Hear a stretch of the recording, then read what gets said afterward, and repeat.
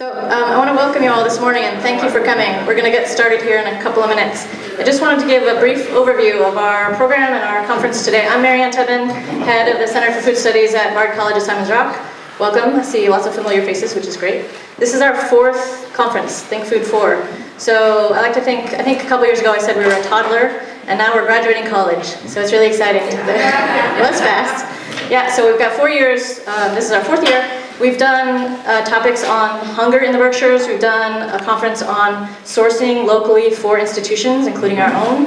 Last year we talked about the where, when, and how of Berkshire food. I talked about a food hub with Nick Martinelli, for example, and I'd like to congratulate the Dunn Hall for having connected with Nick Martinelli to get lots of local products for our lunch this afternoon, and I hope you'll all join us for lunch. So it's really great to see the fruitfulness of this conference and the Center for Food Studies in the last 4 years, and we're only hopeful for more and more in the coming years. So we have an educational mission at the Center for Food Studies, but it's an educational plus mission, because in Berkshire County, you can't turn around without finding food, without making a connection to food. And we really wanted the Center for Food Studies to make a connection to the community and serve the community in an important way. I think we've done that, and I hope we will do more. And I think you'll see that this panel this morning will help us think more carefully about how to do that. So I want to thank our sponsors especially this morning. Berkshire Grown, Barbara Zoitlin is here. Where I lost her, she's back there. Barbara Zoitlin is here. Berkshire Grown has been our sponsor since the beginning, and she was on a panel a couple years ago too. We also have a long-term sponsor in the Nutrition Center, Peter Stanton, who may be here a little later. Guido's Fresh Marketplace has been a sponsor since the beginning, and they've contributed lots of local food, and in fact some of the food that you're eating right now and that you will eat later is from courtesy of Guido's, so we thank them especially. I want to thank our own dining services staff. We have Meriwether here with us. They did this beautiful display. They did a wonderful job. You'll see at the lunch, fantastic, and they did a very careful sourcing for us of local products. And I want to call out especially the grape jelly back there, which came from our own community garden, community farm, which was run this year by Elizabeth Keene. She did an amazing job, and you should really try it. It's really great. So that's very, very local, just from over there. So try it if you haven't. I want to thank our entire Center for Food Studies team. So you may have met Tom Coote or Donald McClellan in the parking lot. They were helping direct traffic. Sarah Snyder and Kellyanne McGuire. Yes, we're at the registration desk along with Lee May Lim, and they are experts at this by now because they've done it a couple years in a row. Dana Cummings was also out there helping, and this would not be possible without Karen Advocat, and I really want to thank her expressly, and I'll thank her a couple more times, because I'm not kidding, we couldn't do it without her. She's amazing and really important. Practical details. There are two panels. This morning, we'll have a panel from 10:15 to 11:45, and then this afternoon, 1:30 to 3, is our keynote speaker with our respondent, Rachel Slocum, who's here this morning. Happy to have her. So in between, there's a lunch. If you haven't purchased your ticket for lunch, you still can. Please do that at the registration desk, and you don't want to miss it. Lots of local food, as I said. The restrooms are on this floor and downstairs. When we move in the afternoon to the Fisher Science Center, we'll direct you there, and I'll tell you about the restrooms over there. Use the lunch to keep talking about the themes that you've heard, talking about the details that you've learned from this first panel. That's really our goal with this conference, is really to problematize and ask questions and maybe not answer them, but ask you to try to answer them among yourselves. And our grand theme this year is equity and inclusion in food. And we tried to get at that in a number of different ways. You'll see this morning and this afternoon how we try to ask that question in different ways. So each panel will have time for audience Q&A, and we'll help you use that time to ask questions of our presenters, and we want lots of discussion, so we hope that will happen today and this afternoon, this morning and this afternoon. And we start this morning with a question of really prime importance: equitable pay for farmers and farm workers. And that brings me to our first panel, Farmer and Farm Worker Pay, Balancing Equity and Viability. And we're delighted to have 4 speakers, 4 experts here today to talk about that theme. So we have, in no particular order, Louis Batalin, who's from the Northeast Organic Farming Association. They have the full bios in the program too, so I'm just going to give you a brief bio of each of these speakers. So Louis homesteads with his family in Western Mass, and he serves on the Northeast Organic Farming Association's Fair Trade Committee. He's also NOFA's representative to the Domestic Fair Trade Association. Then we have Jen Salonetti, who owns and operates Woven Roots Farm with her husband. It's a vegetable farm, a CSA, and an education center based in Tyringham that focuses on bio-intensive growing using no-till and regenerative farming practices. And next we have Elizabeth Ryan, who operates the historic Stone Ridge Orchard in Ulster County. She has a hard cider business called Hudson Valley Farmhouse Cider. and she's inspired by classic European cider making techniques. She's one of the original farmers at the Union Square Green Market in New York City. And finally, we have Jack Hornicle, who works with Farm Roots, which is part of Green Market's technical assistance program that provides both aspiring and established green market farmers with business technical assistance and training designed to ensure the long-term viability of participating farms and farmland. And Green Market is a program of Grow NYC. So please welcome all of our speakers, and I'm going to let them take over from here.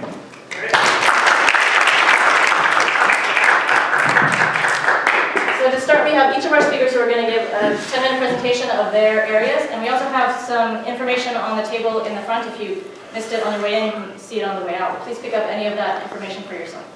So, Jack, you're first. All right. Thank you, Marianne, very much for having us here today, and thank you all for coming out. So I think the place that I wanted to start with this, the reason I come here on this issue at least, or the thing that I have specifically to add to this is a discussion of how overtime can be used, or how overtime is used in employment to reward work that obviously exceeds a certain length of time in a day or a week, and the legislative context of that.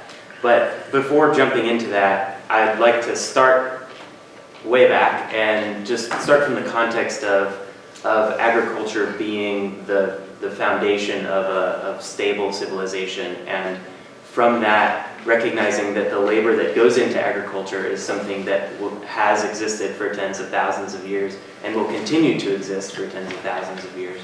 And that the central question today is how we value that. We can look at it in terms of dollars, and that's certainly what my research on overtime does, but we don't always have to look at it in terms of an economic system, that there are certainly other values at play, and that valuing the labor, whether it's performed by an employee or an employer, that's really the question that we're getting at, is how we value this labor that is both built into the society that we have right now and will continue as long as we continue to eat food. So trying to reach that question of how we value it generally. So starting with that as the context, I can also then say that this economic systems that we've come to rely on, capitalism mainly, that it's all built on reaching a higher status. And so labor in producing food as a necessity for our civilizations becomes something that we try to achieve out of, that we're trying to withdraw ourselves from, and then the consequence of that being that that labor, the people that perform that labor, if they can be, they will be marginalized, and they have been. So I'd like to start with that as the historical standpoint in discussing the legislation that surrounds how people who perform agricultural labor are paid and recognized. So all of that said, in 1938, the federal government, in part of its sweeping New Deal reforms, passed the Fair Labor Standards Act and the National Labor Relations Act. Fair labor standards generally created the minimum wage and the 40-hour work week. National Labor Relations Act created the right of laborers to organize and collectively bargain with their employer. At the time when those laws were passed on the federal level, most agricultural work was performed by Black Americans, African Americans, second generations of freed slaves, and in order to pass those laws, the federal government had to compromise, and it's commonly understood now that the exclusion of agricultural workers from those protections that are enjoyed by most other industries was a overtly racist act. And you can look in the legislative record to see the comments on the floor that were made about how that exclusion would benefit Southern lawmakers that were needed to their votes that were needed to pass those acts. So we start from that federally agricultural workers do not have the same rights that almost every other type of worker has. So that leaves it up to the states to fill in where the federal government has not done so. And so part of my work has been to research state by state what rights farm workers have. and looking at how each state, with their varying agricultural traditions and their political traditions, have addressed those concerns. Specifically, I've looked at those because New York State has in front of it a bill called the Farm Worker Fair Labor Practices Act that has been in and out of the legislature for roughly 10 years, more or less in the same form, some exceptions. And it has passed sometimes the Assembly but not the Senate. Sometimes it's died in committee, sometimes I believe it passed both chambers one year and then was vetoed, or some version of it was vetoed. But anyhow, there's this bill that essentially would overhaul the state labor laws, which also exclude farm workers, and bring them up into the same level of laborer as pretty much every other industry. So the research was to look at all of the different states that were similar to New York in agriculture or political tradition, and specifically with the rights of guaranteeing minimum wage, guaranteeing overtime, guaranteeing the right to organize and collectively bargain with your employer. A guaranteed weekly day of rest is something that most workers have that farm workers do not, and also protections of the unemployment program. Basically the thresholds when employers would have to contribute to that, and when their employees could draw from it when they weren't. So I have much of the research is out on the table, and I won't read it to you because you can take it home and look over it yourself. But essentially, what we found is that the bill in front of the New York legislature would grant these rights overnight, and that really only exist in one other place, which is California. Even the state of Massachusetts does not grant overtime, nor a weekly day of rest, and it also sets the unemployment at the federal minimum, which farm workers are guaranteed unemployment, but at a certain threshold. So we wanted to get a context, a state-by-state context of what this bill would do. And then the other thing that we wanted to do was get a context of farm by farm, how 40 hours of overtime, of time and a half pay after 40-hour work week would affect each farm.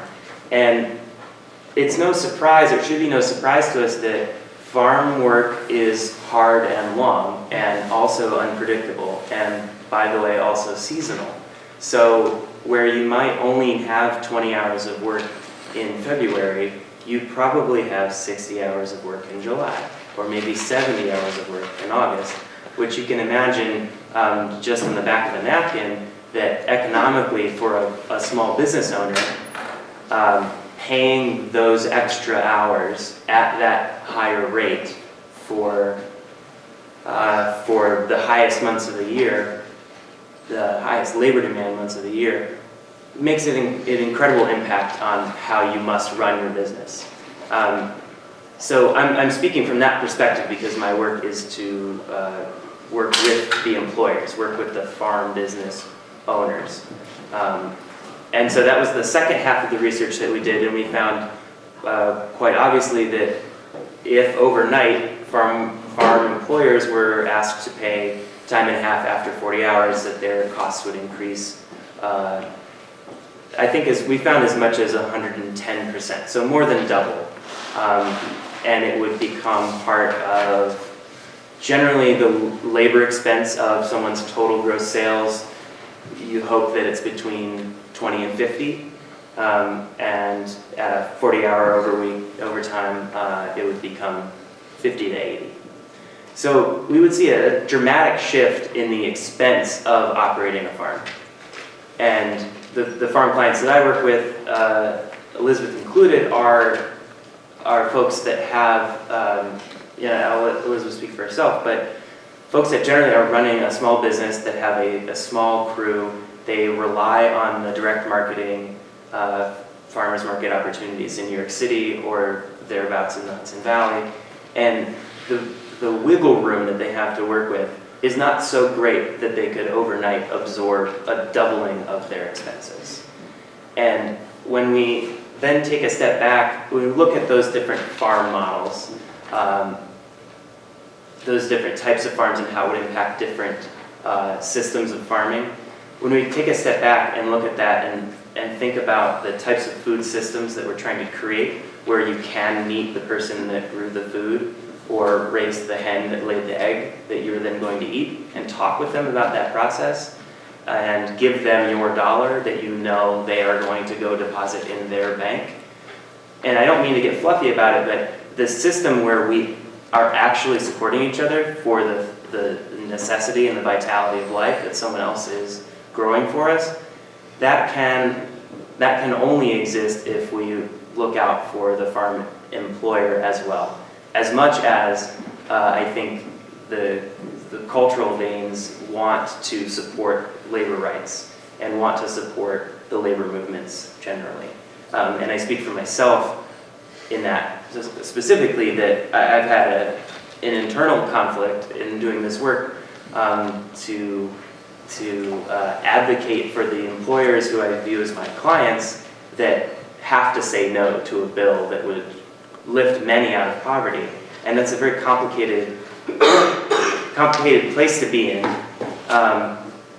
But the fact is that when you look at the legal system that's set up in other states, how they address it, when you look at how these things would impact small farms, and you're able to show with data and able to show with experience and testimonial that there must be some way in between that could keep us all afloat and help us reach the common goal of both viable food systems, viable small local food systems, and equitable inclusion and participation in those food systems. We're forced to look past the blanket industrial model of 40-hour week and try to think outside of that and think about what other practices we could do to reach those goals. So I'll name just a few. I came up with a list of alternatives to the bill that's written that the state could undertake, which would be easy legislative fixes, simply changing from 40 hours to 48 hours, or 56 hours, or to 60 hours, or however, just increasing that so that it kicks in at a little later, or setting a time period during the high season when it's higher, when that threshold is higher, or simply changing the rate of time and a half to time and a quarter or time and 15%, something like that. Another alternative that is in effect in New York, actually, domestic workers were also left out of the federal labor legislation and are generally left out of state labor legislation. In New York State, they are now granted minimum wage, or guaranteed minimum wage, and also guaranteed overtime, but the overtime rate is based on the minimum wage. So they might receive a higher wage from their employer, but the overtime wage that they receive is based on the minimum wage. So that's just another way of reallocating the costs that would be borne by the employer. Some states we see small business exemptions. So if you have a gross sales that doesn't reach a certain amount, it's usually 500,000 or 650,000, somewhere around there, that businesses under that do not have to comply. Again, that's a little bit of a harsh kind of threshold. It provides flexibility, but it kind of just excuses people from complying, which isn't exactly in part with the value system of everyone complying, everyone working towards the same goal. I guess those are all that I'll mention right now, except that if an overtime legislation was to pass, it would be very, very helpful if it was phased in slowly over time. California recently passed overtime legislation. They went from having a 60-hour week to a 40-hour week, but they're going to start moving it down year by 30 minutes or something like that, so that over the course of, I think, 4 years, it'll move itself down to that. So employers have time to adjust and find new markets or find ways to reorganize their labor so that they aren't just suddenly hit with the doubling of their expenses. The other thing that I propose in my work is, and this comes up outside of the context of a possible legislative reform, is how to include employees in the business practice that even just morally are better ways of reflecting the partnerships that exist on small farms. that everyone is putting in their labor into this effort, the fact that one person is the name on the deed or is the name on the LLC registration is almost inconsequential in a lot of contexts. So ways of including employees in the business practice, in the business management that that reflect the real effort of the reality of the effort in the operation. So some of those I recommend are just financial transparency, showing your employees what you take home at the end of the day, or what the business brings in. A lot of them who are running a market say know the sales that the market will make, but they don't know how those sales relate to other markets and relate to the farm as a whole. So just including employees in your accounting. Another one would be wage parity. Most often farm employers don't pay themselves, they just draw profit at the end or periodically throughout the year. But a farm employer could also set themselves a wage and pair it with their key employee or match it with somebody so that everyone knows they're getting paid for the same hour. Everyone is being paid for the same hour of work that they're all contributing. And then what happens with the profit at the end of the year is up to the employer to either keep or reinvest in the farm or however, but just setting that sort of standard. Do you want to use one or two more minutes? Yeah, I'm just going to wrap up with the last few things here. Another one is really just recognizing the importance of employees by offering raises periodically, offering a management track. A lot of workplaces have, when you start, they tell you when you'll get a raise, and that's not necessarily the case in farming. But bringing in some of those practices might be helpful. And then offering, if a key employee has been around long enough, offering them equity in the business. That's not unheard of, and with an LLC or even just a generic partnership agreement, you can offer someone 5%, and you can do your numbers. If you've been in business long enough and can predict, you can show, how much that is you're giving up and how much that person's commitment to your life has been worth. So there's a lot that the state can do to make the bill that's in front of it better for small farmers, for the small food system that we're all sort of striving for. But there's also a lot that employers can do to include their employees in their own business practices that I think are really reflective of the reality on small farms anyway. So I'll leave it there. And we'll have plenty of time for questions and discussion in a second. So thank you. Elizabeth, I think. Oh, Tom. Yes. I don't know. I thought I was. Do you want to go? Yeah. Okay. I do want to go. I want to thank Mary Ann first for the invitation to be here today. In these opening remarks, I'll touch briefly on the importance of food justice movements, on how Northeast Organic and CSA farmers particularly are faring in their efforts to incorporate their values of social justice and their concepts of the good life, and why the living wage concept is a viable alternative to the present minimum wage system. Now, firstly, by a show of hands, are there any farmers in the room? And do any of us consider ourselves as farm workers currently, or have been farm workers? A couple. And do any of us want to be farmers and farm workers? Okay, good mix there. Thank you. So for me, fairness in the food system begins with those who work in the fields.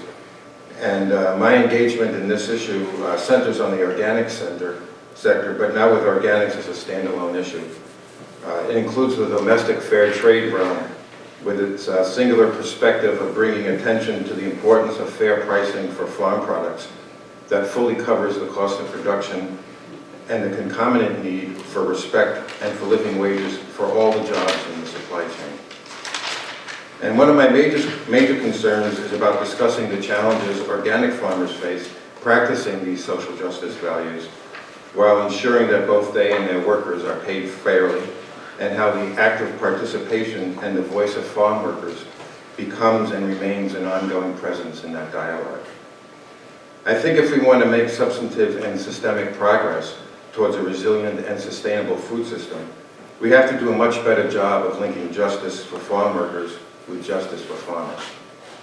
By cooperating and working in solidarity with other food system workers as well, who constitute 17% of the entire workforce, I think there might be a chance to get somewhere. And I think that the good news is that, at least in this last decade, we are beginning to see this happen. And this conference and Marianne's work is one testament, I think, to that burgeoning activity. And I think that all sectors, nonprofits, farmers, farm workers, and engaged consumers, must be at the table from the beginning. And it's about creating one common campaign that will benefit everyone. The good food movement is now linking with the food justice movement. And farm workers, be we migrants, apprentices, or interns, are joining with farmers, be we tenant farmers or landowners. And I think we've added a cultural element to this movement that had been lacking. And it's part of a cycle that gained tremendous momentum as part of the Occupy movement. I know that it was not hard for me to visit, I live in Ashfield, to visit a few friends of mine who live in Ashfield, who have an orchard and a vegetable farm, to ask them for some of their produce and to load up my pickup with the just harvested vegetables and fruit and make the 100-mile delivery run to downtown Boston to bring over to the Boston Occupy movement. And people in the kitchen there were thrilled, and the crates of fresh organic produce from the hill towns of western Massachusetts. And by the time I left an hour later, the apples were being pared and the garlic was being chopped. So for our farming to be worth sustaining, a farmer must become a dignified and respected career path. And I think we need to elevate farm work to the place of respect it deserves. And everyone working on our farm deserves living wages with decent benefits and funds for professional development. And I think the farm then can become a center not only of production, but of training and cooperation with the community at large. And when new immigrants arrive, they should not be regarded as a source of continuing cheap, unskilled labor, but if they choose as part of the contingent of new farmers. I want to share with you the results of two recent surveys. The first is a survey conducted by NOFA, the Northeast Organic Farming Association's Fair Trade Committee, 4 years ago, of organic farmers in the Northeast. And one area of interest relative to our discussion here this morning was to learn what labor policies farmers use and what wages and benefits they are paying hired workers. Of the 5,000 members of NOFA at that time, 1,250 identified as farmers, and about 600 responses, both partial and full, were gathered. And the survey asked some pointed questions about farmers' values and practices, seeking out the opportunities and challenges and pressures specifically related to organic farmers' concerns for economic and social justice issues. And farmers were asked to rank a series of 17 items based on their importance and consideration in decision-making and their rationale for organic farming, basically a values questionnaire. And we found that the main motivation for many of these organic farmers related to environmental sustainability and an understanding and appreciation for the high nutrition and quality of the food product, which as consumers should be very important to us. The second tier of responses was dominated by concerns for improving or maintaining ethical trade relationships, for providing a fair and just workplace for farm workers, and sharing health and safety issues with employees, which also should be a major concern for consumers. I do not think you would find similar values ranking order among non-organic farmers. And I believe this concern of organic farmers for social justice values and economic considerations demonstrates why the organic movement brings a singular voice to this conversation.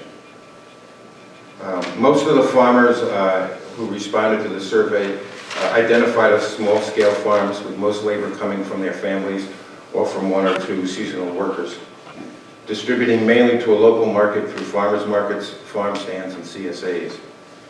And those who hire labor expressed a desire to pay good wages and benefits, but most were paying no more than $9 or $10 an hour. And many commented about the obstacles to living their values, low pricing and lack of markets being the most significant. And a listing of benefits offered their workers indicated that, not too surprisingly, those required by law like unemployment insurance and workers' compensation, were most common, followed immediately by an end-of-the-season bonus.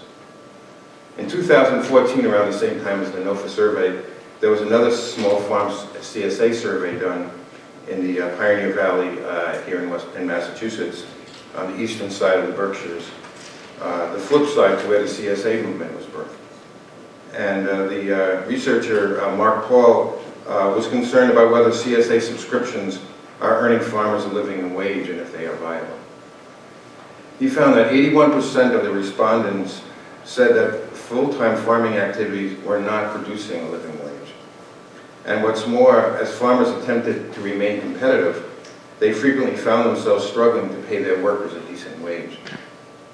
And yet these CSA farms in Massachusetts were having higher farm incomes than the USDA average, which might indicate that some other parts of this country are doing worse than we are. Not that we're doing so much better.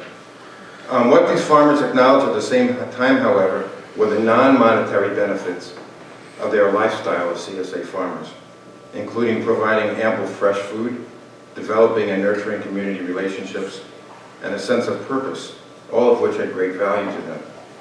And this is a message that Jen, I know, passionately articulates. So to mitigate some of these economic hardships and risks, CSA farmers are able to utilize numerous tactics, and this is the inherent strength of the CSA model, I think, in its application.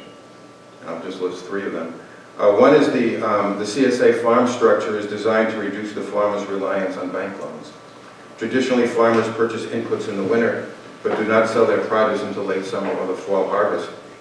And to purchase their inputs up front, these farmers are forced to take out operating loans, which accrue interest until the harvest season sales.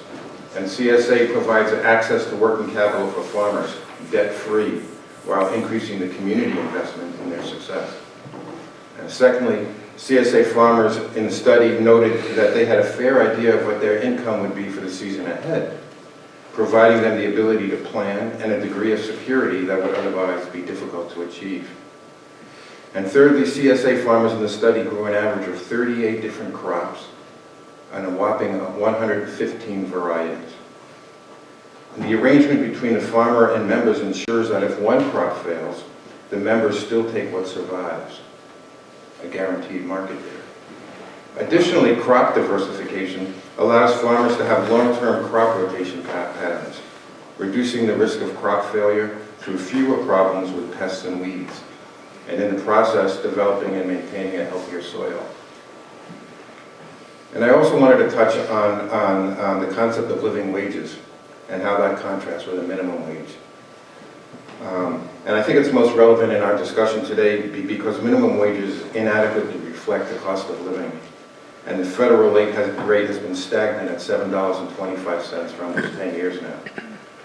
And living wages, on the other hand, I think are in fact living, as they are based on what is necessary to obtain a decent standard of living. The United Nations Universal Declaration of Human Rights, drawn in 1948, states that everyone who works has the right to just and favorable remuneration, ensuring for himself and herself, his family, an existence worthy of human dignity. And I think that earning a wage that enables a worker to support oneself and one's family for basic needs is an important human right, and will continue to be as long as we live in a society where our material needs are realized by a wage labor system. And yet this right is not realized, never mind recognized for workers worldwide. And remarkably, this is true as well in this country. And not just in the agriculture sector, but across the breadth of the food chain. And today, 7 of the 10 lowest paying jobs in our country are in the food sector. A living wage is sometimes confused with a minimum wage, and the terms often used interchangeably. However, the minimum wage was never meant to be considered a living wage. Rather, it was initially established to provide workers sufficient income to stay out of poverty. It was neither considered to reflect the true cost of living, nor to keep pace with increases in the cost of living, and certainly has not. The living wage movement, therefore, can be seen as an effort to respond to both the inadequacy of the minimum wage concept its inability and failure to adjust to inflation, and as an effort to replace it with an improved wage system that better addresses these inherent contradictions. As the cost of living varies from country to country and within each country from region to region, determining a living wage then becomes quite variable. And although it's difficult, it's clear that legally required minimum wages are rarely, if ever, living wages. Additionally, in too many cases, farm workers, including those in this country, do not even receive the legal minimum wage, as Jack indicated, either because they are exempt from the law, or because the law is not enforced, or because they are not citizens, or because they are victims of wage theft. And in such instances, the struggle to attain a minimum wage for these individuals becomes a significant accomplishment when achieved, but not a victory for parity and equality. Farmers, on the other hand, face none of these particular hardships. Vermont has created what it calls a basic needs budget and a livable wage report, which looks at a couple of essential items that aggregated to determine what they thought was a living wage. And these include food, housing, transportation, childcare, clothing and household expenses, telecommunication charges, health, dental, and savings. And these 7 configurations based on household size and whether the family lives in an urban or rural part of Vermont determine what constitutes a living wage for Vermont. And currently, the average living wage is in 2014 was $13 an hour. And at the time, Vermont's minimum wage was $8.73. It's now $10 an hour.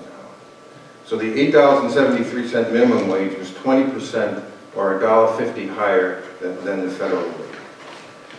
So for a family of 2 working adults and 2 young children, the federal poverty level in 2014 was $15,700. 2 minimum wage earners would have brought home $18,000, which is only a third of the $51,000 basic need budget necessary for that Vermont family of 4. I'm not sure that, overtime would not have made up that difference, being paid for overtime. A few observations for Vermont. Transportation and child care are the 2 largest components of this need budget. Unlike in most international definitions where education is included, and in Vermont it's not referenced at all. And so for this family of 4, food represents 15% of that total budget. For the single parent family, food represents 12% of that budget. In Asia, for example, there's a Clean Clothes campaign run by a domestic fair trade organization where food represents 50% of that living wage calculation in parts of Asia. So food in this country is heavily subsidized by its low prices, and the burden of which has fallen on farmers and farm workers alike. An illustration of why living wages cannot be calculated over such a wide political or geographic swath. And in closing, I think regardless of what benchmarks then are utilized for determining a living wage, the need to involve all stakeholders must be paramount so that not only is the calculation the result of technical considerations, but also the perceptions and expectations of workers. What do farm workers on the job value most?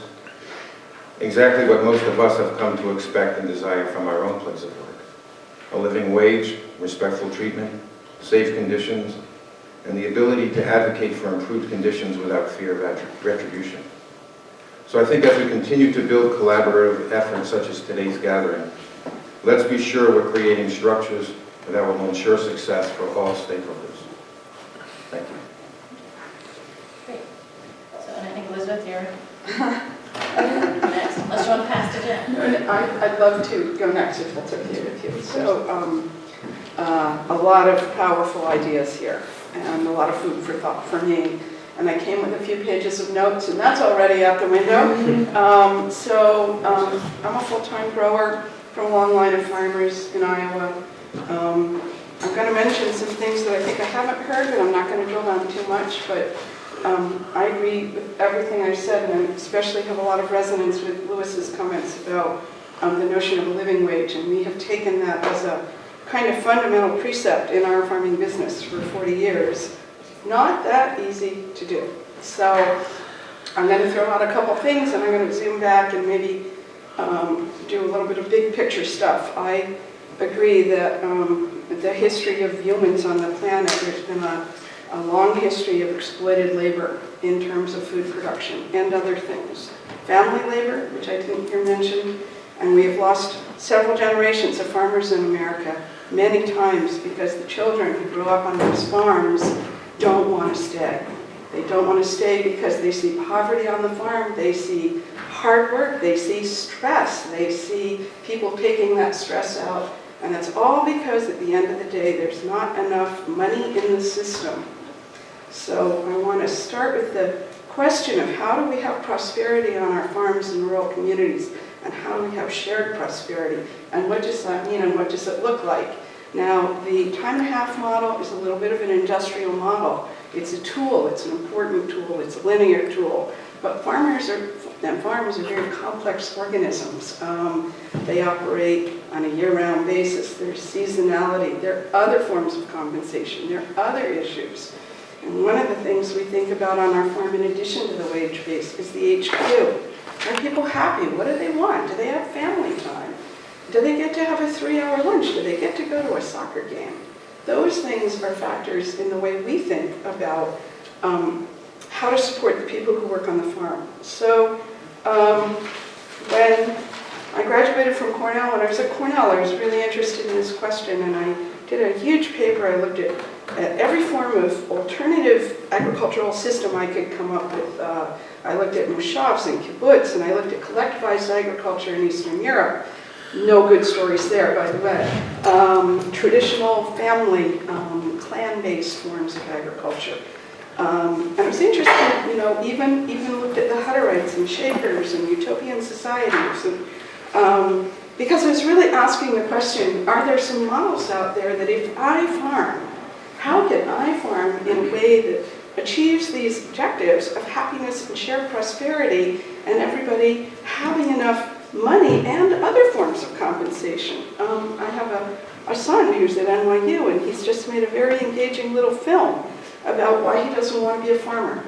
He's very creative, and why the farm is important, and why he believes in it, and why he doesn't want to do it. It's a little bit of an eye-opener for me as a mom.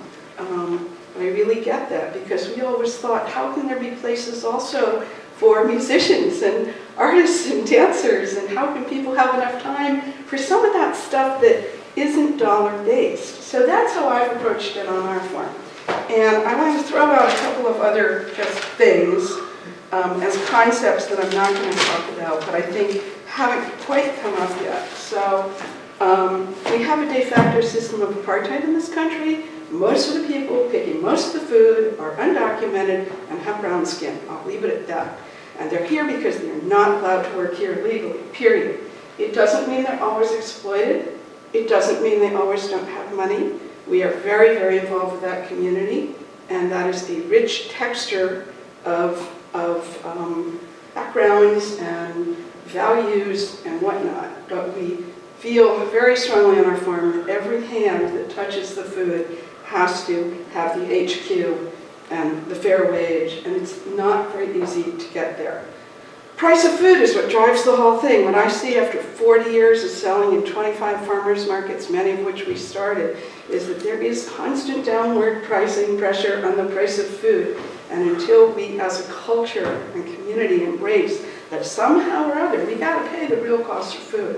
Whatever that real cost, the tangible, the intangible, the direct costs, the indirect costs, and it's not $1 a pound for apples. And it's not $1 for a dozen eggs. It's a much, much higher number. And whether we get to that number through subsidies, or consumers paying more money, or CSAs, and again, I'll tell you as someone who's been trying to do this for 40 years, it's challenging. It's very, very challenging. Climate change.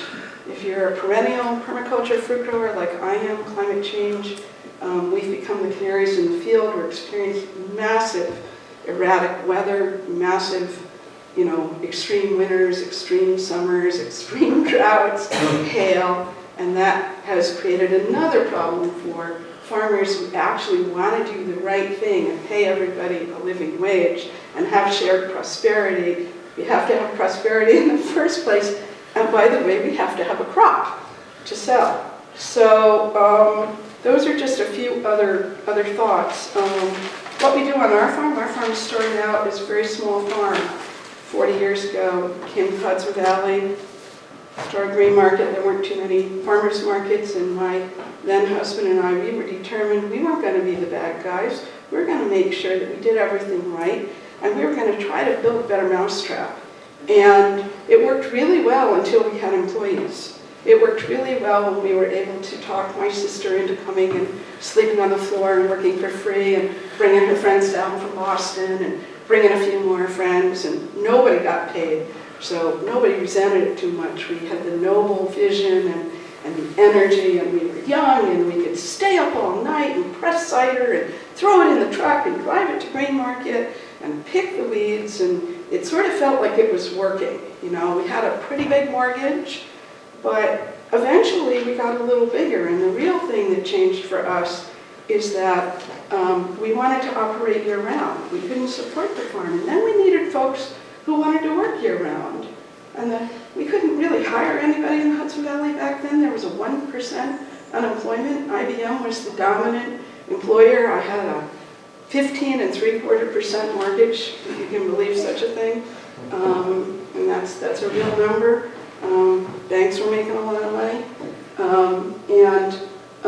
We had to reach into the farm worker community.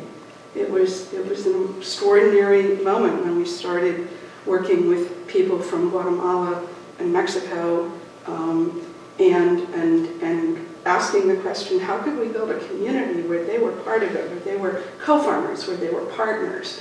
And in the process of doing that, you confront a lot of other issues, including the immigration issues.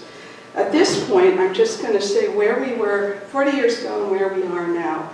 40 years ago, we were a very small farm. We were very familial, and we are now running 6 farm enterprises. I'm just going to point out a very nice little book, Regenerative Enterprise, if you haven't seen it. It's worth picking up. Nice little diagram on kind of the vision of where we might like to go. And our latest enterprise is a cooperative. If any of you know NEFA, Northeast Farm Access, they have just purchased, in the last couple of years, 3 big farms that are shared, cooperative organic farms. They're not cooperative enterprises, but it's groups of people sharing the land and working collaboratively together, but not sharing ownership. Really, really interesting model. At this point, we are operating 5 or 6 farms. A lot of them have come to us because these are farms that are crashing and burning. They're going out of business.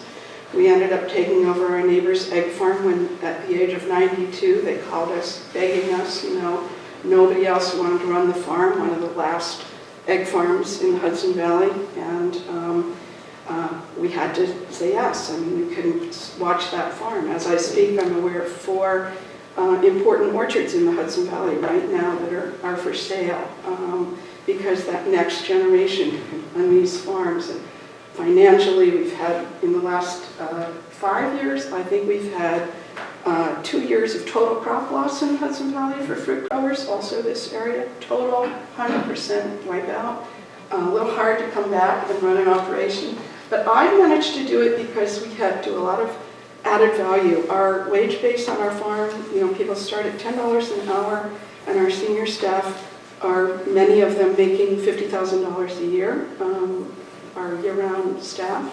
That's a really hard bar for us to hit. In addition, we provide housing wherever we can, in addition to the wage. So for us, the model of providing housing to people and trying to pay them a living wage, we think that's a living wage. We have kids coming back to the farm. We have some of the second generation coming back of our staff, and we are been in the process for the last few years of beginning to transfer equity and ownership to employees. That's part of our model. But it is far from perfect. We struggle terribly We struggle terribly to pay the insurance bills, the mortgage, the rent, the trucking. So we don't feel that we're necessarily a model, but we feel that we're on a path. I will tell you, if there is one magic bullet, and there isn't one magic bullet, we have to pay more as a culture for food, period. That is the kind of juice that flows through the system. So I think I'll save the rest for questions. I hate to cut you off, but you really going somewhere. And, But we'll definitely have time for a discussion and bringing in more of these points. So I want to leave some time for Jen to talk about your work. Sure. I'm just standing in awe of what everyone has to say right now. It's really amazing to sit at the table with all of you, and thank you for helping this come together.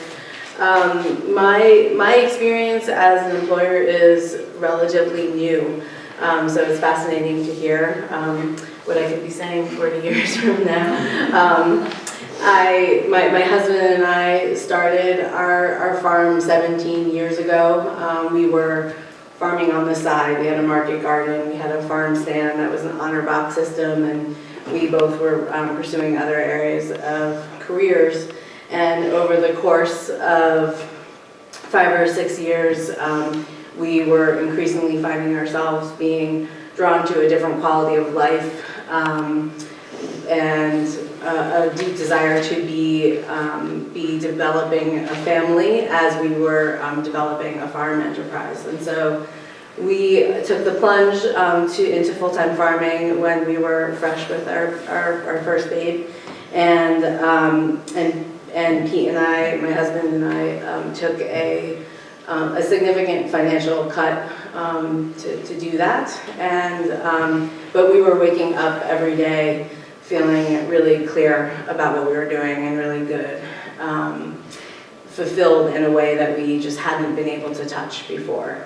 And so that carried us and has continued to carry us really every day in the work that we do. And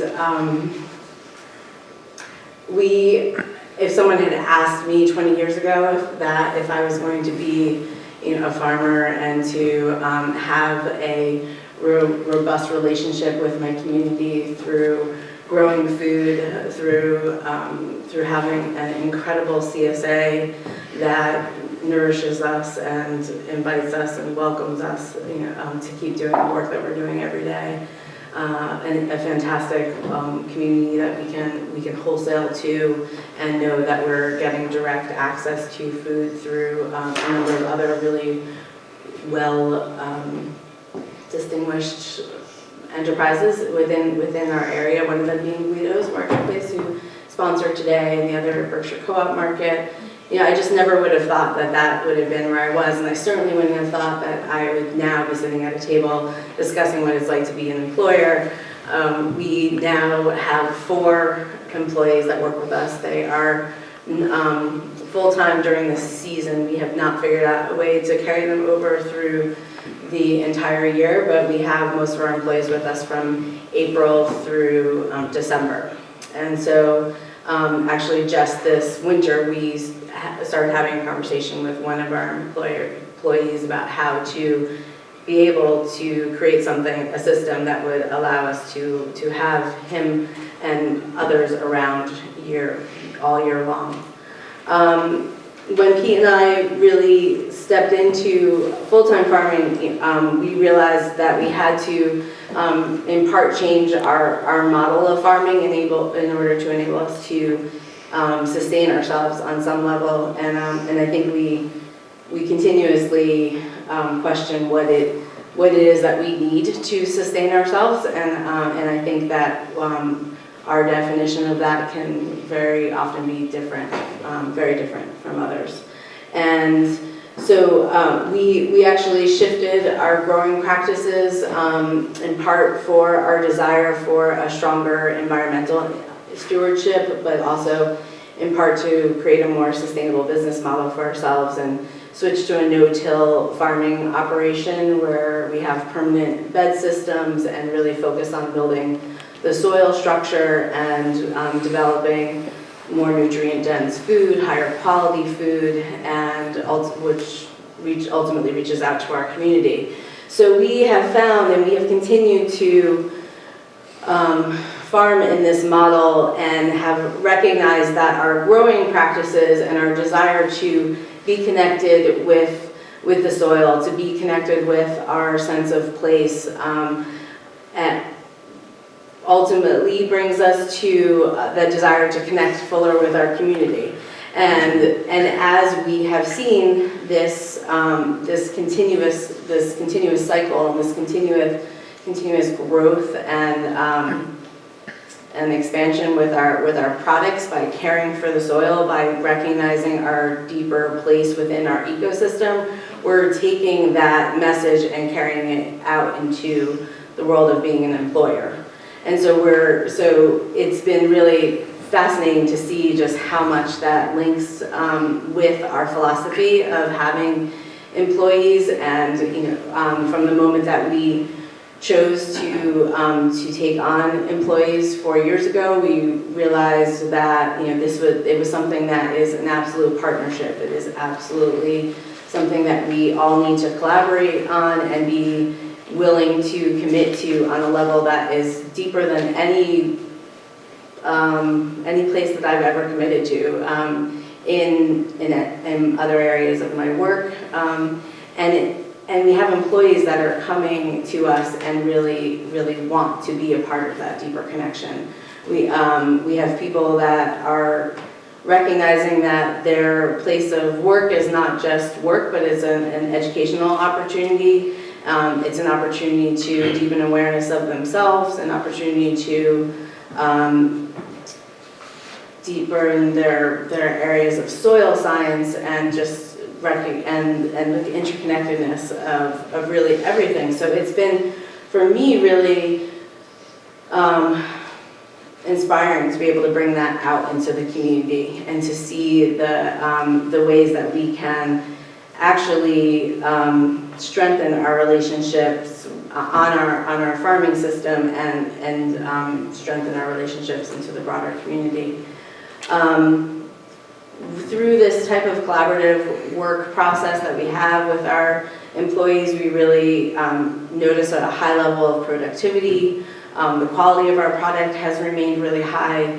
The sense of purpose is a constant conversation that we have at our shared meals that we offer to our staff, and we are always in this position of brainstorming and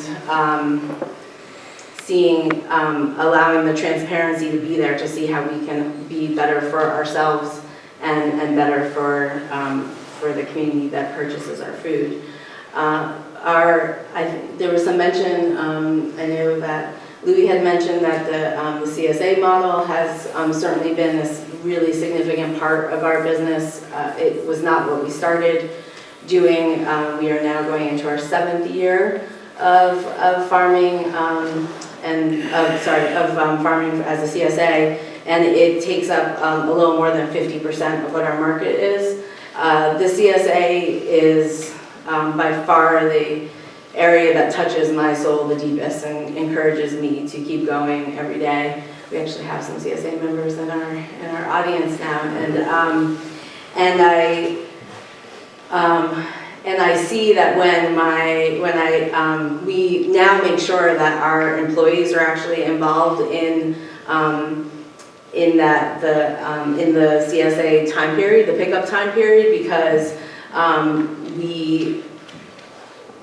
we want them to feel that level of fulfillment that we feel. And a lot of times, we actually have employees that will even offer to come without pay, which we always offer them pay when they're coming and helping us. But they are so inspired by that the communal feeling that happens and the shared experience that they come back the next week to work and want to do that much more. And so I can't imagine having a farming enterprise without this CSA model, because it really not only financially secures us. At the beginning of the season, we have not had to take out any bank loans, for capital at the beginning of the season, but it it just ultimately is the fuel that keeps us going throughout the season.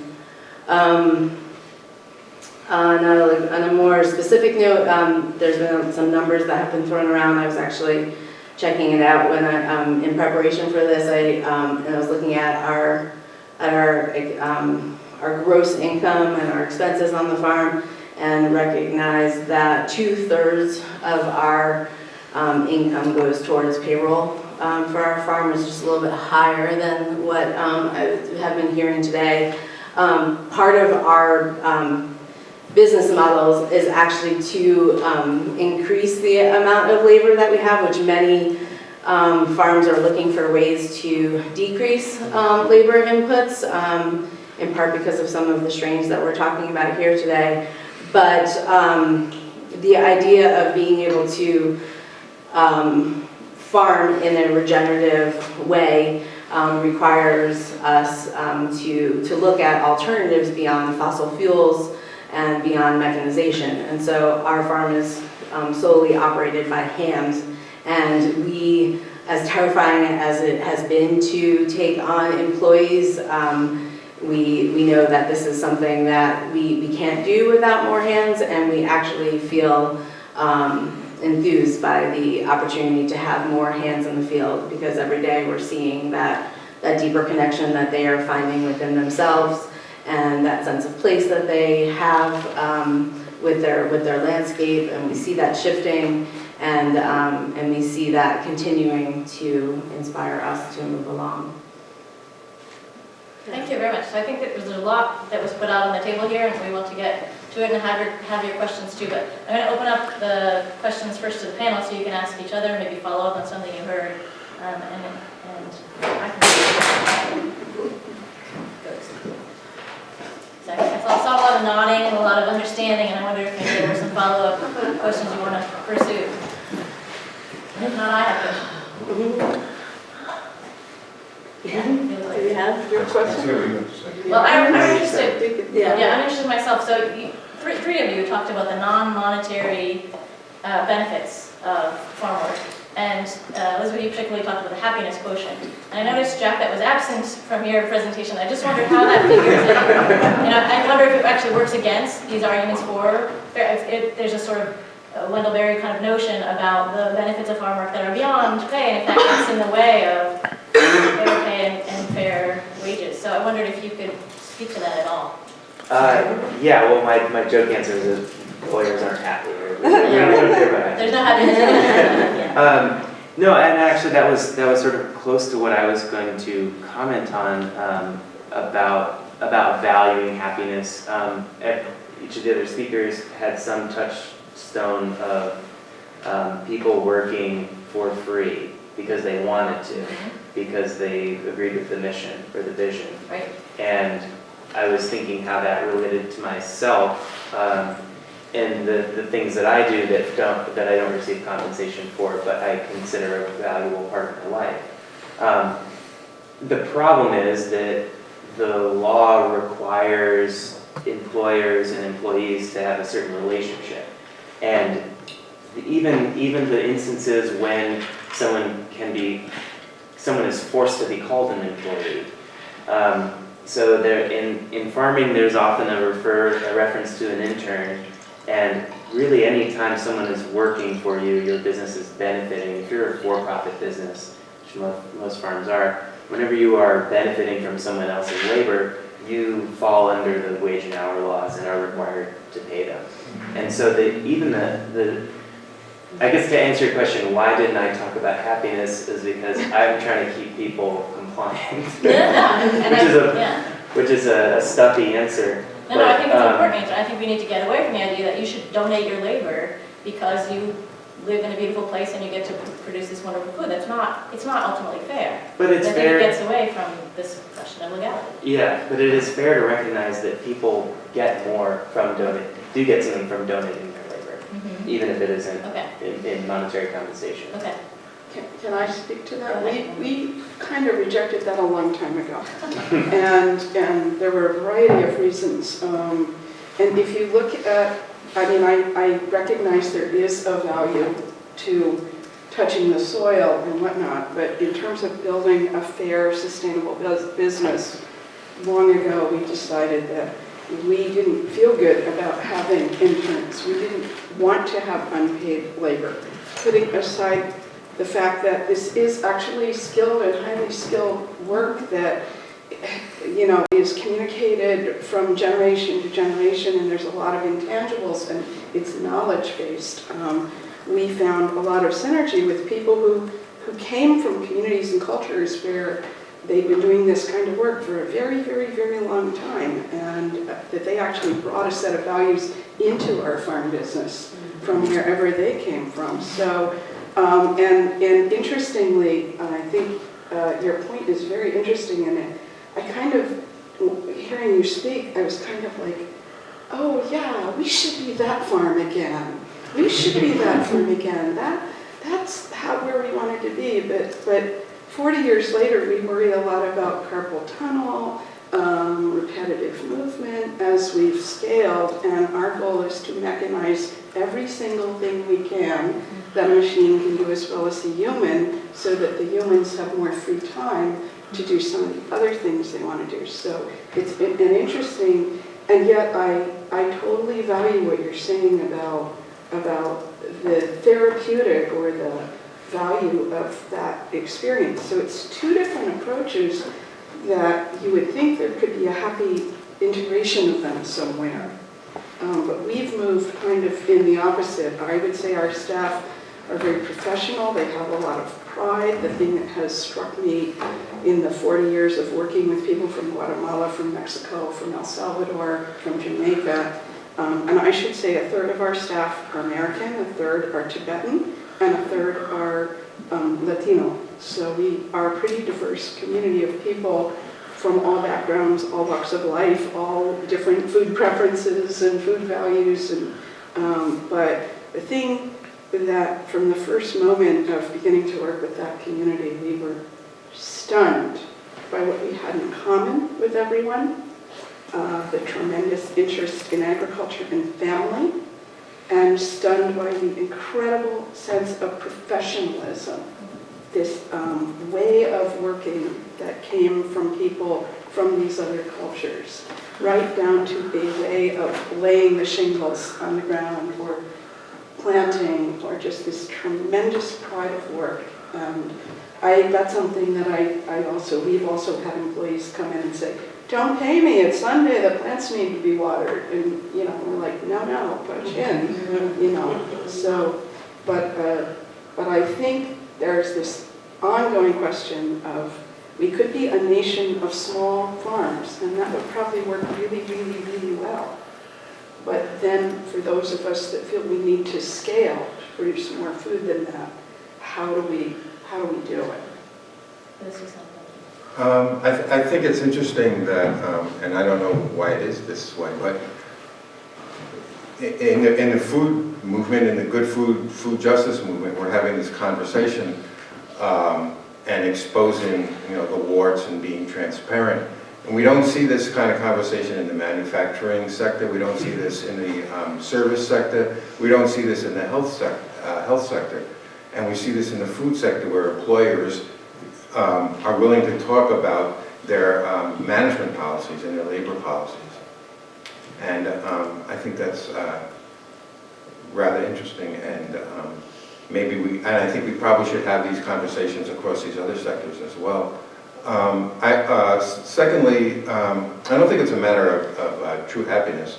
I think it's a matter of identifying what matters to us in life, and how we want to bring the key elements of what we consider our standard of living into play, and have the opportunity to experience that, and to share that with our children in particular.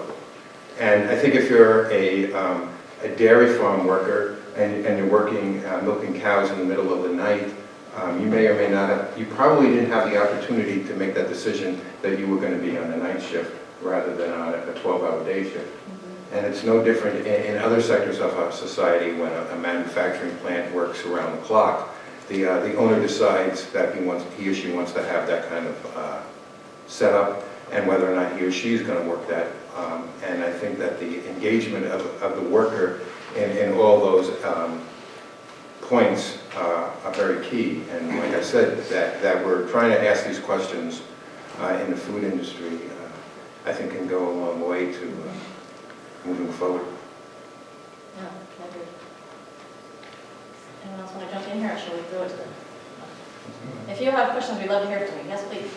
Hi, I'm Jeff. One second, pull up the note. So Louis, earlier you said that two things I found a little bit contradictory, but I'm kind of thinking that there's an opportunity to talk about it. One, you said there's like a challenge that farmers that you're dealing with is that limited market access is a big problem for them.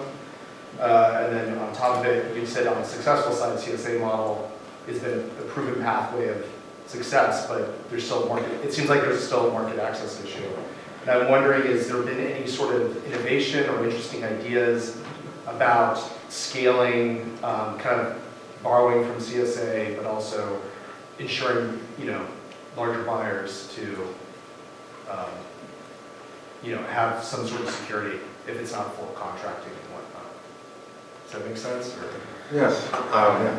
And if anybody else has an opinion on it. I think Jen probably will. Okay.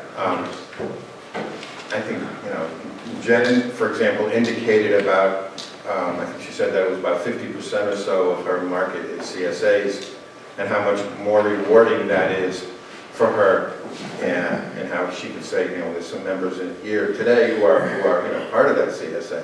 So that brings the community together as part of this dialogue and this conversation. The CSA model is also being challenged by, I don't know what the terms are, but by aggregators who are collecting the food from a variety of CSAs and then presenting themselves as a CSA and moving that so that money is going to another middle person and a distributor, and losing the strength of the farmer and his or her ability to get that income. You're kind of hitting it. It seems like CSAs, and I'm a big fan of them, have a certain limit. You look at for farm production in Berkshire County, most farmers are producing for a CSA, so there's a natural ceiling given the limited population that you Right. have.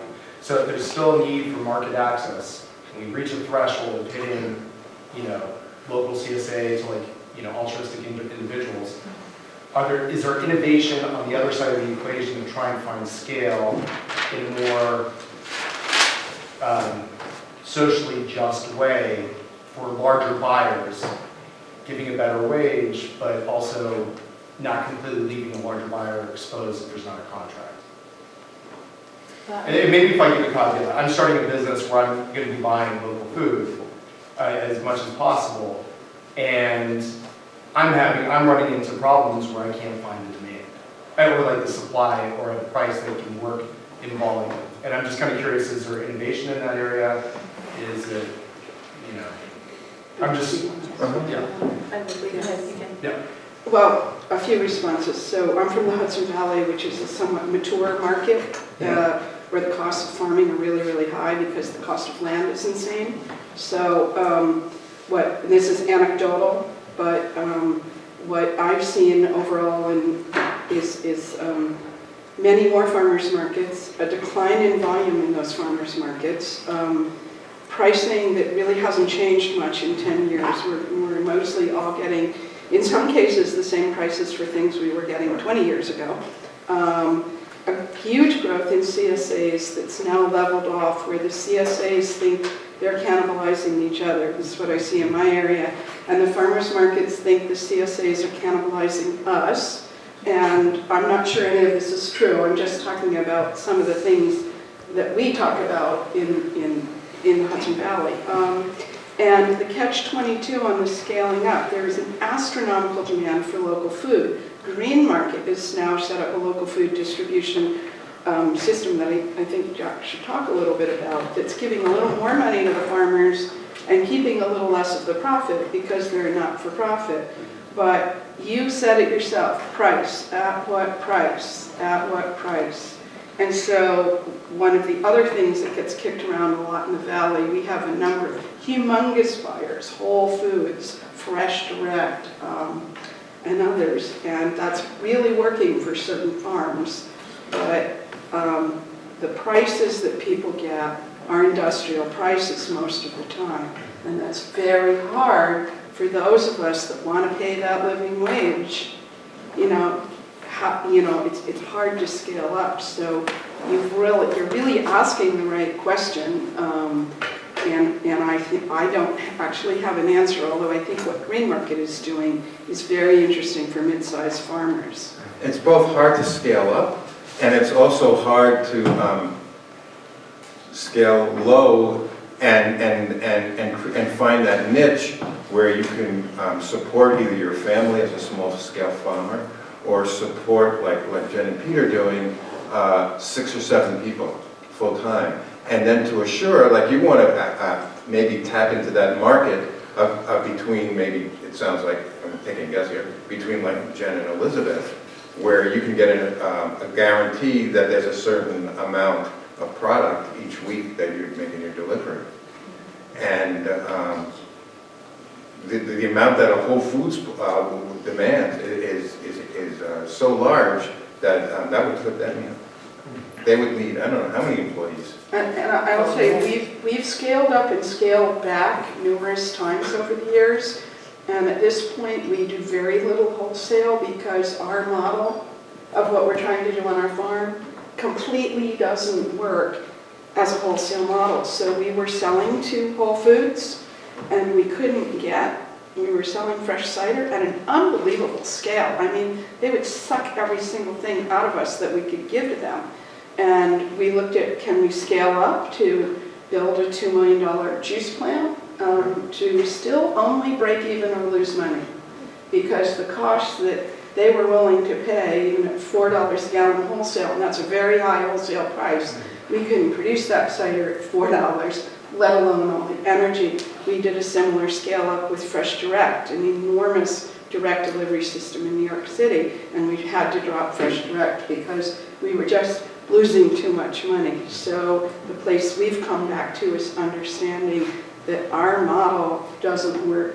There's not enough money, no matter who it is. Even for us, we can't even scale up for Green Market because there's still not, we need to get that consumer dollar in our 25 farmers markets to be able to pay the people who work for us year-round and make the system work. And I want to throw one other thing out. It's a sad comment, but the way we've survived over the years is cider donuts, baked goods, fresh cider, and hard cider. And the most challenging part for us has been the agricultural production part. And it works when we have a perfect year. Then it really works, and there's prosperity. But that might only be 2 out of 5 years. So those other 3 years, we make pasta, we make cider donuts, we make pies, we make tamales, we make anything we can while we're in those markets to capture as much of the food dollar as we can to funnel it back to keep everybody in January, February, March, April paying their bills. So that is the hard challenge for the good food movement. I think it really is. Jen, did you want to talk some about Berkshire County? Yeah, and I really appreciate what you're saying, Elizabeth, because I think it's something that Berkshire County is in this interesting place right now of having this model of the Hudson Valley and the Pioneer Valley to draw upon on either side of us, and also, and with that being said, there's extension of markets that still fit within that local and regional model that sometimes ultimately negatively affect some of the Berkshire County growers because of some of the bigger businesses that are willing to make price cuts that or maybe able to make those price cuts that some of the smaller Berkshire farms aren't able to make. And one additional point I'd like to make to that is that I think and it's part of, it's an area that my husband and I are really being drawn to work on, is that the reality is that we actually don't have enough farmers. You know, what you're speaking to of, you know, you have, there's a demand that's here, and I can speak specific to Berkshire County, but you know, there is a very high demand that's here. We sell everything that is sellable, we sell off of our farm, and we have almost every week I am turning somebody away. As who's interested in doing business with us, and it happens, you know, not all year long, but for a good chunk of the year I'm turning somebody away. And so the reality of that, we have land here in the Berkshires, but we don't have enough people farming it. We have, in general, in the U.S., we have, I think the median age of farmers is 60, 63 maybe. You know, we don't have enough people, younger than me, that are coming in and able to establish enough of a successful business and find a successful business model, and some of that starts right from land access to begin with, because in some areas like the Berkshires, for example, the market is there. So we, you know, are still being faced with this idea of or question of how to make land access a real achievable goal. It took my husband and I 14 years to find the piece of land that we now farm on. And there was, you know, tremendous hardship that came through that, and shortly, you know, right at the point when we found the land to work on, we realized that we reached a threshold for ourselves that was so unsustainable. I mean, we were working 70 plus hours a week, and we were starting to lose that quality of life, and realized that we had to hire and collaborate in order for us to be able to sustain as a business. Now, in that time frame, we had already established some relationships with wholesale markets, and we continue to have those relationships, as I said. Those relationships are really intimate. They are something that, that we work on a regular basis with our buyers. We have a very direct relationship with our buyers. There is a handshake agreement that we arrange with them, so that there's an expectation on their end and there's an expectation on our end. So I can feel confident that if I am planting 300 heads a week of a certain variety of lettuce, that is going to be purchased by a particular buyer. It took us, you know, this is now over 10 years of an established relationship, and we have found, in order for our farm to be successful with these wholesale models, that we have minimized the amount of crops that we are selling on a wholesale level, and we have really fine-tuned that system of crop succession, so that once that crop becomes available, it's available for the entire season. But for our CSA members and you know, for the greater community, we grow over 75 different crops. You know, and I'm constantly having buyers going, how come I can't get a hold of that? How come you're doing that? Because we've made our CSA our priority. And we have made it, you know, really clear that there's only certain things that for our farm we are able to do on any reasonable level with a wholesale account. So that business relationship has to be very strong, and we often put our foot down. I mean, we have a higher price on our product than most of the other farms around here, and for wholesale. And yet at the same time, we haven't raised our prices in, I think this will be 7 years now that we haven't raised our price. And so, but I can tell you that all the inputs, that the cost of seed, that the cost of compost, you know, all of our various inputs, in addition to labor, has increased over that time. So it's not an easy conversation to have with the buyers that we are working with, but ultimately there's a level of respect. They know that that our quality of our product and the integrity behind our business is strong enough that they actually don't have to have that margin so high to account for waste, for shrinkage. And that's something that they can count on with us. So they're willing to pay that little bit more and change the equation with our business so that we can continue doing business with them. Jack, do you want to talk about scale in a different way?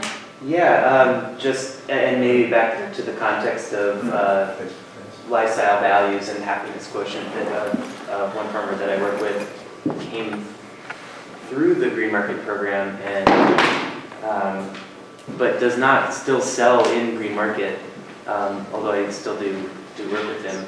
Has a small family farm, no employees, who sells only wholesale accounts, and that's because that's the model that best suits his life, and particularly the time that he would like to spend with his family, and the way that their land is set up, and the way where he lives, and that's his model that he finds both lucrative and the most fulfilling for his lifestyle. And I think he looks at selling in farmers markets, but it's not necessarily the goal of it. So there are, just as a counterexample, that there are other farms that are still small, still on that cusp of maybe needing labor, but maybe not, that rely on these wholesale accounts that are emerging. And I'll just add that I do hear a fair amount of response from farmers in the green market that tell me that their sales are dropping, and they overhear customers walking by talking about their Blue Apron box that they got or whatever. That these new systems of food distribution are directly cutting into the models that have been set up and developing since the 70s. And that's a comment on technology, that's a comment on consumerism, that's a comment on a very isolated, app-based culture. There are a lot of reasons why that is trending that way, even though local food or good food or valuing the food that you eat is becoming more and more prevalent and more on the tips of everyone's tongues. The way that people achieve that for themselves is different and changing. And I'll just mention the Green Market program that's called Green Market Co., and it is a wholesale distribution arm of the Green Market program. So it falls under our nonprofit, so it is, I think and I don't work for them, so I don't know their spiel off the top of my head, but I think they're 85% operationally funded, and so it's somewhat subsidized by the nonprofit model. But they sell to institutions like hospitals and schools and food banks, and then they also run a program that puts local food in communities in the city where we wouldn't necessarily think that a traditional farmer's market would do well for one reason or another. But so they serve a different mission, but we found that farmers that sell in green market and know the city, they've been coming down for years, and know the Green Market program and Grow NYC, the larger nonprofit, use that as a wholesale distribution point, and they end up making more than regular wholesale prices, and it's usually with a friendly face that they've known through the program anyway. I want to add one thing about that program. So I'm a founder of Green Market and a lot of other farmers markets, and we've been watching the shifting landscape of all the different ways. And you could say we're victims of our own success. You could say we're succeeding, that we are growing the local food movement, and it's bigger than it's ever been. There is that question of who benefits and how, and does everybody benefit? But last year was very interesting because there was an enormous crop wipe out in the Northeast for fruit growers. Not the first time. A massive, that early, beautiful weather that had people dancing in the streets in New York a year ago when it was 60 or 70 degrees in February, and all the fruit growers were saying, oh shit, because we knew already we wouldn't have a crop probably. We would not get through it. So Green Market, through Green Market Co., did something very innovative and offered to source fruit in the Northeast at cost, at no markup, for those of us who were still trying to sell in the farmers markets, get it to us and allow us with permission and with all the right language and with signs that said there's been a big crop wipe out and this farmer has been given permission to get this, these peaches from southern Jersey. And I think Green Market opened up its notion a little bit of what the region was. That was a little win-win for some of the people who had fruit in southern Jersey, or some of the people that have fruit in Pennsylvania or Vermont. So there's some other interesting things that happen when you, just like your relationships with your wholesalers, that's so unique and so special, and they're going to stand behind you no matter what. I bet you can increase your prices. Similarly, there are other synergies that happen that don't happen with Baldor or some of the big industrial companies. There are these other things that happen in this kind of alternative food system. Was that the nonprofit green market that did that with the fruit last year? Which part of it did it? It was a separate, not-for-profit Grow NYC food distribution that's been trying, and I will say, I don't know whether we would have survived last year without that. It made that much of a difference for us. Now, when he starts his business, will he be able to absorb that price differential? So Someone like you, yeah. I've actually am in dialogue with Green Market Crow or as an aggregator. So like, and I'm encouraged to hear that they're doing that to support farmers. I was actually thinking before you mentioned that, is there a nonprofit that exists to do support? I don't know if Berkshire Green does that, but when there is a freeze, but it's tough. Like we're dealing with tight margins too with local, and there's like a very real price cap of what I can charge, and I can't even get into the door if we're above it. So, you know, I'm monitoring our margin, and you know, part of the challenges that we have for value-added food, especially in Berkshire County, is that we don't have the infrastructure for a good aggregator or whatnot. So, I'm burning a lot of money moving inputs from point to point because the infrastructure just doesn't exist. But you know, right now we're in the POC phase, and you know, my goal is create a really good product and have the demand to justify the capital investment to build that infrastructure. So. I see, I'm going to interrupt 1 second. I see James back here. James, did you bring us, you want to tell us what you brought? This is, talk about local food. This is James Hughes, he's one of our students, and he has made Birch sap, birch tree. his birch sap from the birch trees.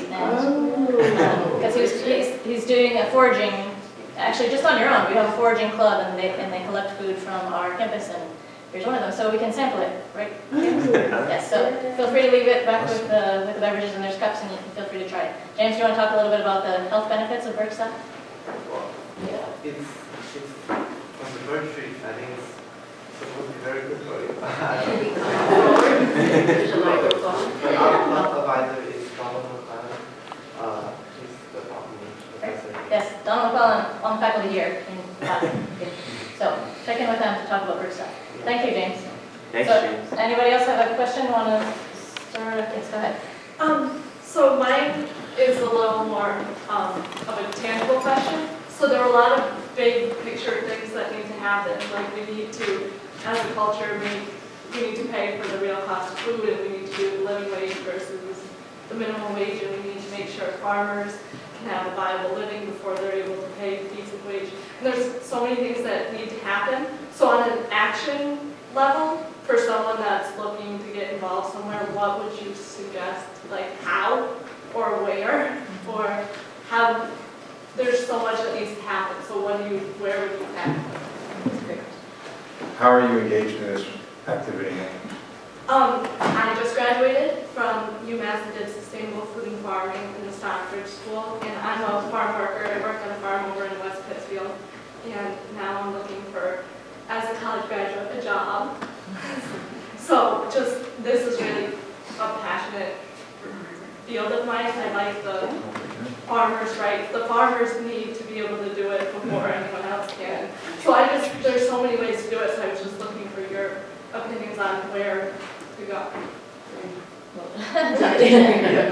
I think there's a chronic shortage of labor, and I think there are a whole bunch of people who'd love to hire you, probably including some of us up here. And I think the shift in values in our culture where guys like you want to work with people like us is very, very exciting for me. And that's what's going to save this.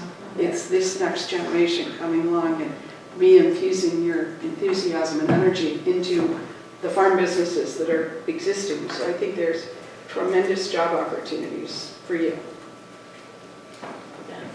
Yeah, it is so exciting to think of. I mean, I actually graduated myself from UMass, and it was before there was a sustainable ag program there, but I designed my own major in sustainable ag when I was there. So it's so exciting to hear that there's a graduate coming from there now. But yeah, I think that I think you're absolutely right. You know, what I touched on before, when we started to engage in having employees on the farm, we you know, to see the level of like passion and enthusiasm be met, and it wasn't something that we had to convince our employees to engage in, has just been such a source of inspiration for us, and I think that it has everything to do with this next generation coming in and recognizing, also not just like if this next generation is coming in on an informed level, that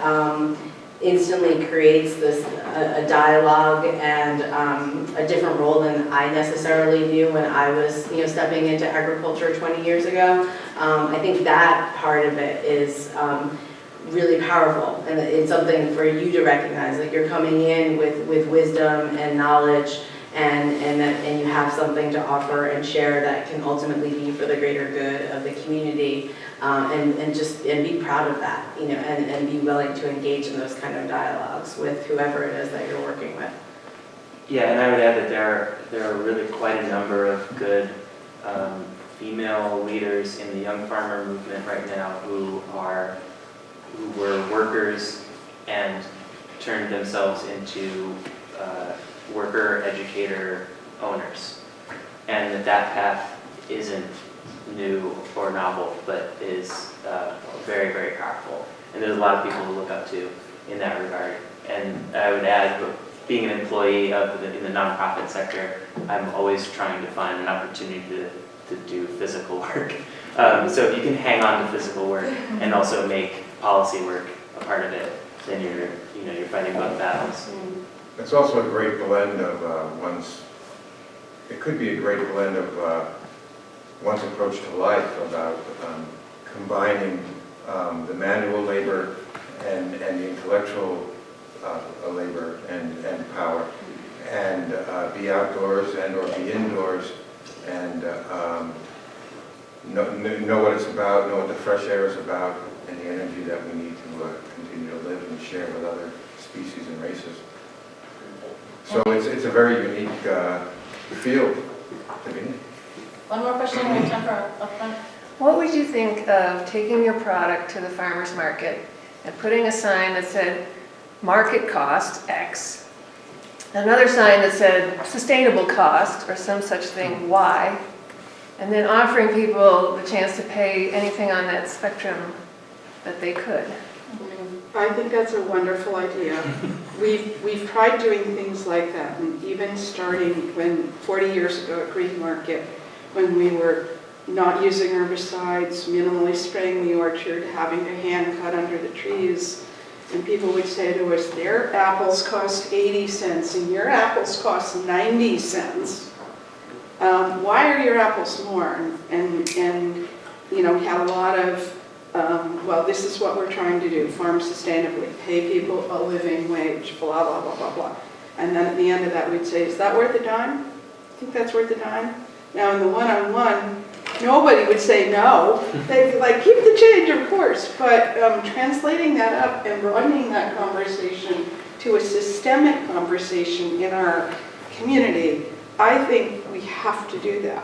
And Jack handed out, he sent a really interesting survey, I don't know if it was the one you were talking about, that was done by NOFA, on mostly very small organic, farms that looked like nobody was making any money, and mostly they didn't have employees in that study. And so, I think it's tricky, but it needs to happen, and I'd like to force the Whole Foods and the Fresh Directs of the world. I'd like to force the CSAs. I'd like to force the greenwashing issues out there, and there's more and more greenwashing. There's more and more people that I see saying they source local food and they don't. You have that sign on the bananas. I mean, I see that a lot. I'm not kidding. I'm exaggerating a little bit, but I did recently see it on coffee. And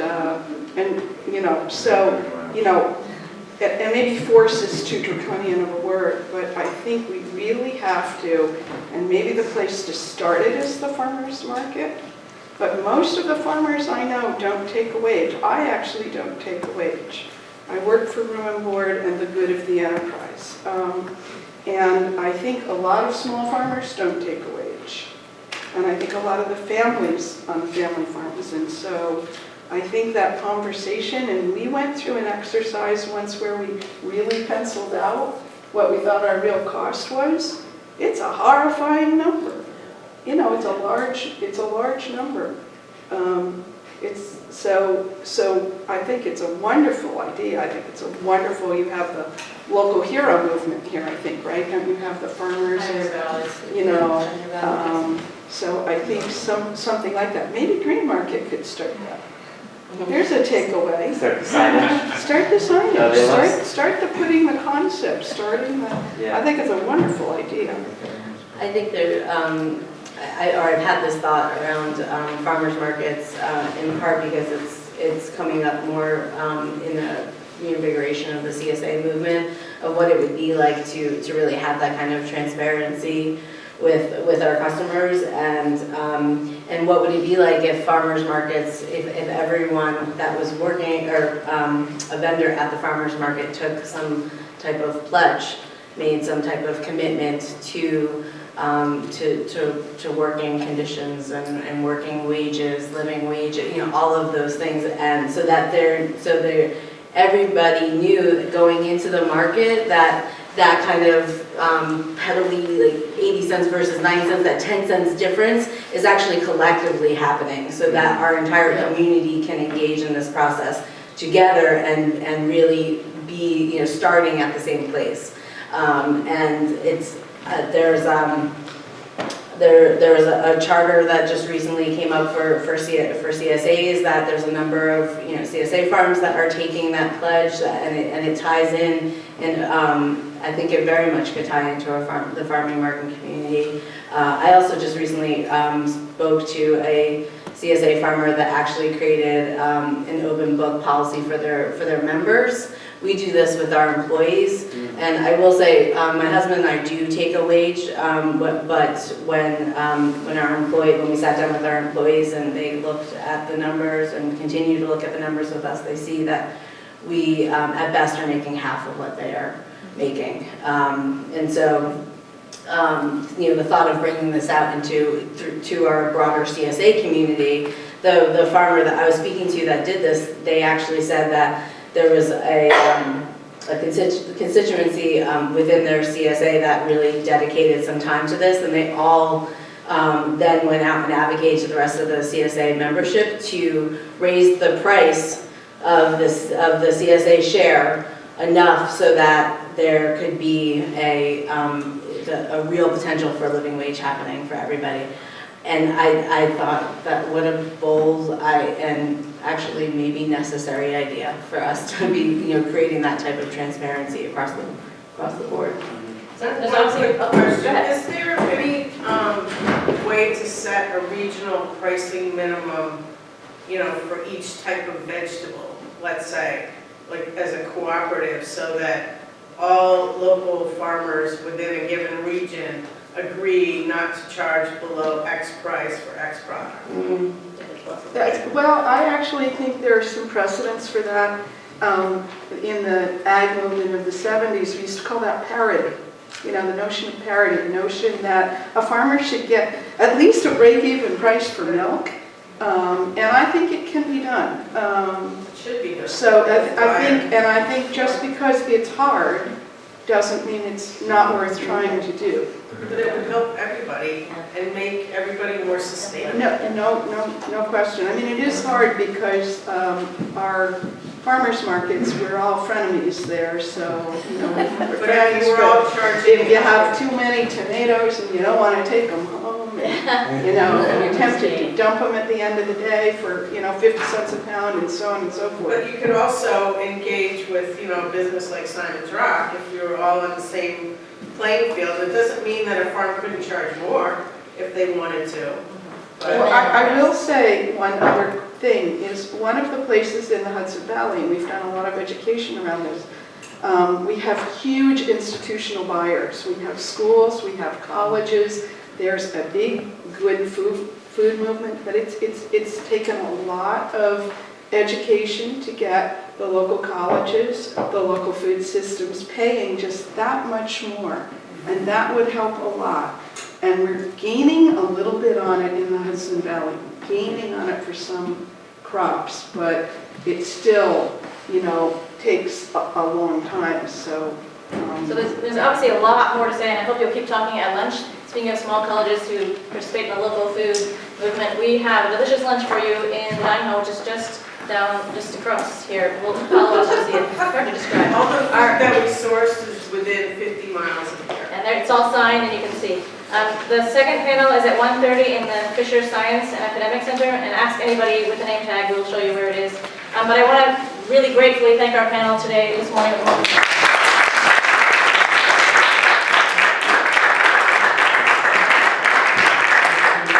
Back this afternoon, and I'll meet you at lunch.